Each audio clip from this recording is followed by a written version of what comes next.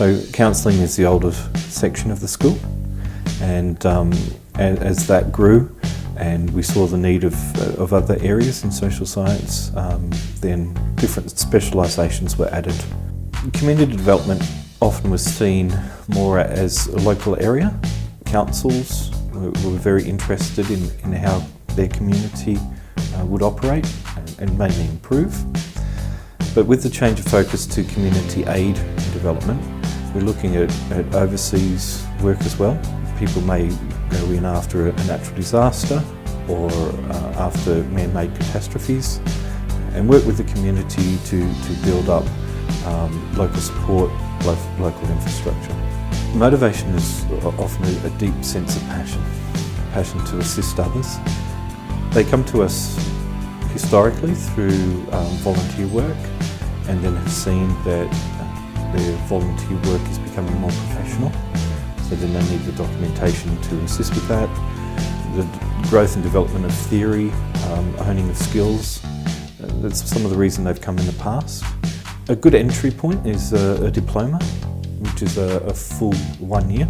If students want to go further and specialise in an area, they can then go from a diploma into a bachelor, and that's called the Bachelor of Applied Social Science. Students now have the opportunity of doing postgraduate studies in social science leadership, where they're able to have the theoretical understanding of leadership, but specifically how it applies to the social sciences. So the specialisation in the bachelor is chaplaincy, community aid and development, community mental health, disability and aged care, family support, child protection, human behaviour, and then youth work.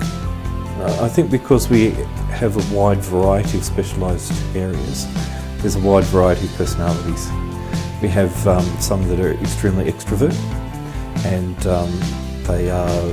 they tend to be advocates for the areas that they wish to work with. Then there are introverts, and sometimes extreme introverts, who are the ones who have a desire to walk along with the clients, and they will not necessarily go and push in government areas or policy change, but they're needed just as much to be able to be the quiet worker next to their clients. Investigation of the person as the practitioner is something very unique. We do pride ourselves on that. To be the best practitioner, it's good to start with ourselves. So that's probably the greatest difference. Other differences are the engagement we encourage with our staff. So we do monitor students' progression, and if there are some issues, we call them in and try and work through that with them. If we find students and are able to give them tools to succeed, then they have that tool to be able to assist somebody else into the future.